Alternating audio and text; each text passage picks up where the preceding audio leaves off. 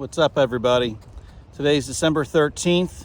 It's a beautiful day. It's about 60 degrees. Believe it or not, we're out here in shorts. And my son Christopher and I, we're going to try to catch some freshwater fish. So we're going to use some jigs and try for maybe some white crappie, some pickerel, maybe some yellow perch, maybe a bluegill. If we're lucky, maybe we'll get a largemouth bass. All right.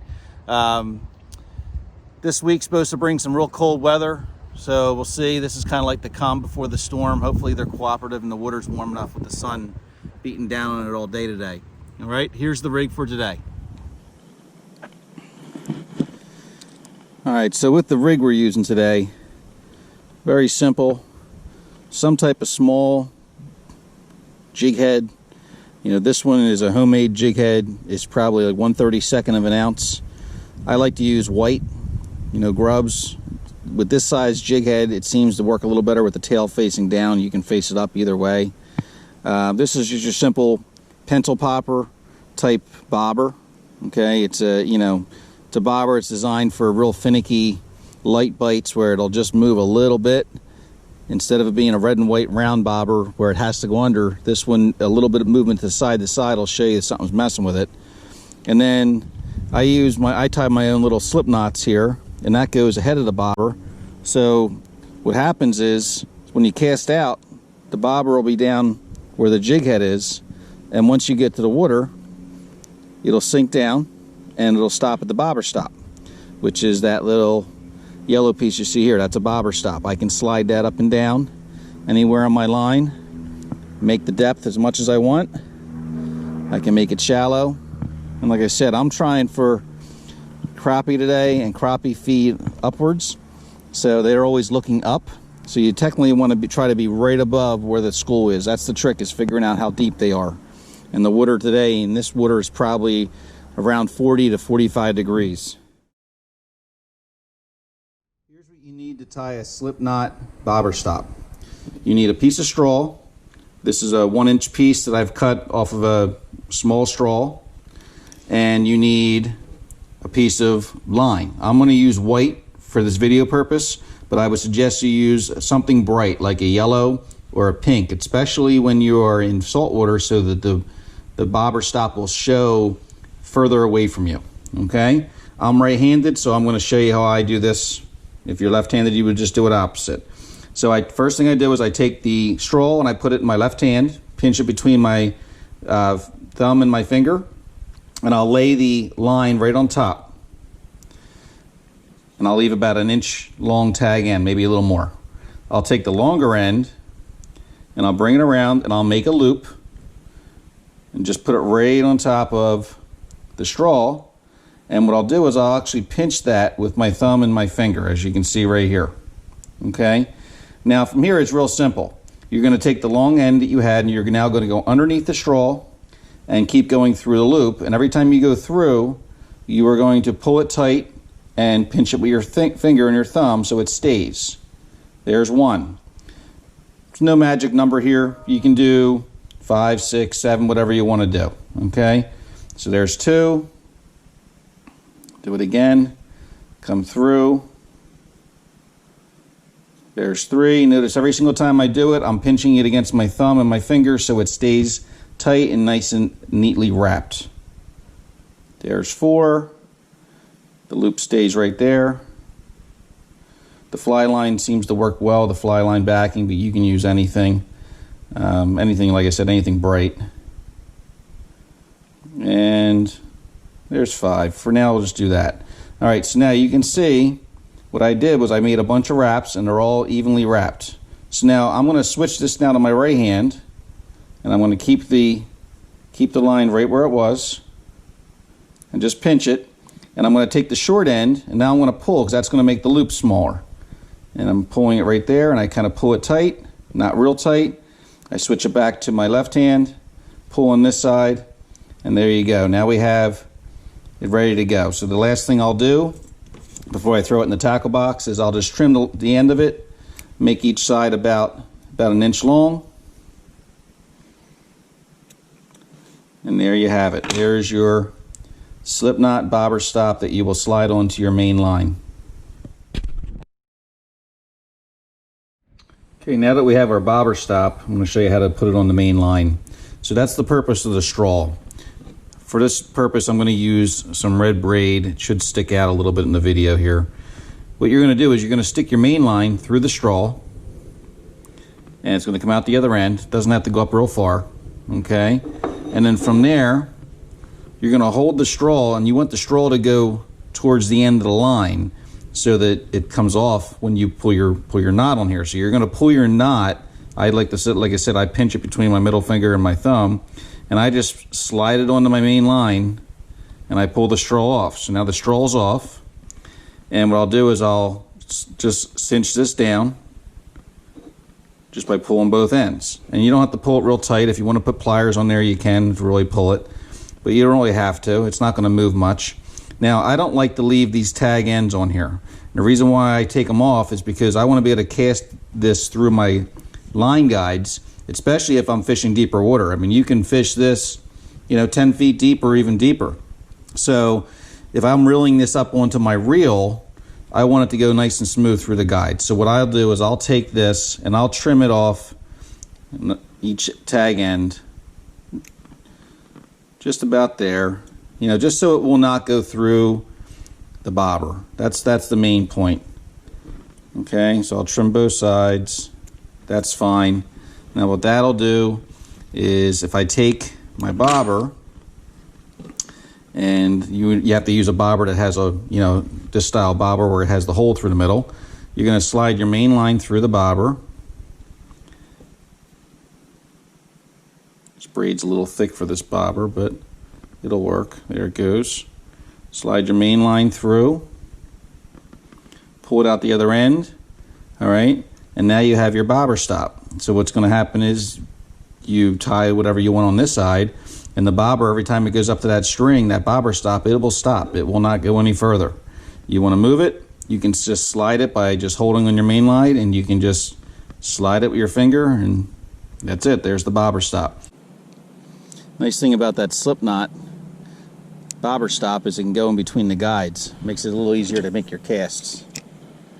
It's not too bad. Just want to get out here somewhat near the dock, and if you could see on the camera there, once the bobber stop got to the top of the bobber stood straight up. So now what I'm doing is I'm fishing a consistent depth of about 2.5, 3 feet underneath the bobber, and that little white jig is just kind of suspending there, and it has a little bit of movement every time I twitch it. So we'll see if there's anything lurking around this dock that might come out. Trying over here because the sun is beating down on this side of the dock, and with the water being this cold, I would think that's where the fish would be.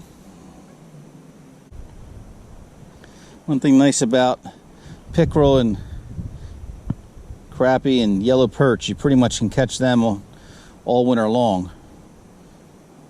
They'll feed in this cold water. As long as you don't have too much movement, they'll feed. Might have to go a little deeper.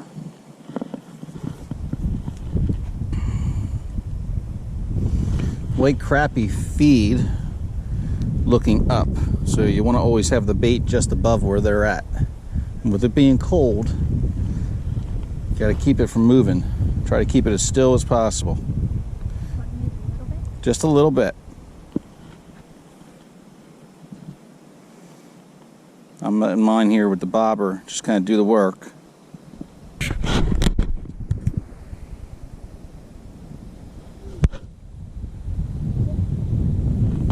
But that's okay.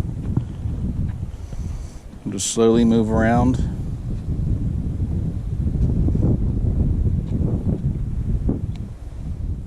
Oh, there's one. Something's messing with it.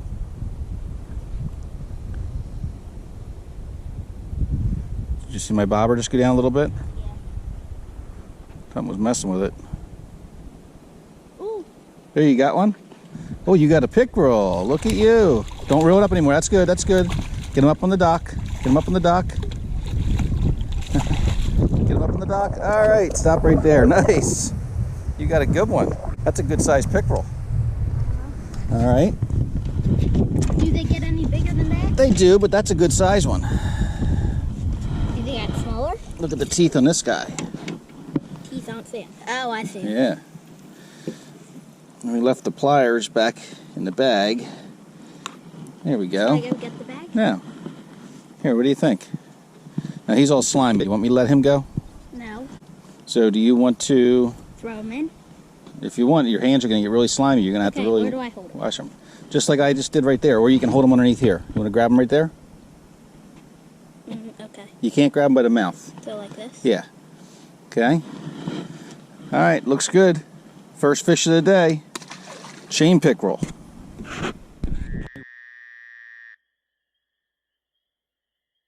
Were you jigging it up and down? Barely? No, I'm jigging a little bit. I was right over here, and then I felt it hit. I set the hook, and then I reeled it in. So about how deep were you? About 6 feet 5 inches. 6.5 feet? Okay. So you were down a little deeper.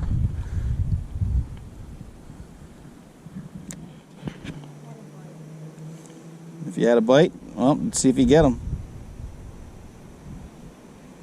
They like that jig today. That little Marabou jig is the ticket. You got another big pickerel. Look. You all right? Don't reel anymore. Don't reel anymore. Right there. That one's bigger. I think It is that bigger. one's bigger. It is a big one, buddy. Look at that. That's a big one. Okay. So, hold on. Let me look at the size of that guy. All right, let me see. This is a good size one. Hold on. You hold your rod. Hear the noise he's making because I'm squeezing him. That's a big one, pal. And can I throw them in? You can throw them in, definitely. Let me see if I can get them off. Me. There, I got them off. How big do you think that one is? 20 inches? This is a good sized chain pickerel. That one, yeah, that's probably 20 inches. All right, so you see how I'm squeezing them right behind the gills? You can hold them there, but if you squeeze them right behind the head like this, real hard, he won't move around. You can do it either way. If you hold it in there, you got to stick your finger up. Hold on, he just moved because I wasn't squeezing. If you stick your finger up in here, you got to hold like this, but you're going to feel like his teeth, and you have to pinch right here. See that? Okay. See how I'm pinching? Uh-huh. All right, put your finger in this side right here and squeeze. Okay. Hold it up, out in front of you. Nice. That's a nice pickerel on a little jig. All right, let him go. All right, now you have to wash your hands. Hey, Dad, you want to catch some over here? Yeah, you got the spot there, don't you? I'm trying to find this school of crappie. Wind's actually blowing this way, so if I put it over here, the movement should be created by the wind. But I want to keep it right. I'm going to keep it right close to the dock, right next to it. There we go, that's better. We'll go this way. And this is the sunny side of the dock, so the sunny side of the dock should be the warmer side.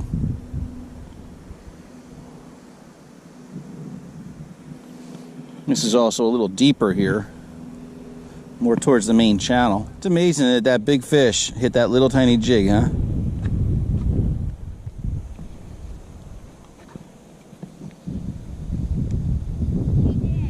Yeah. There's one.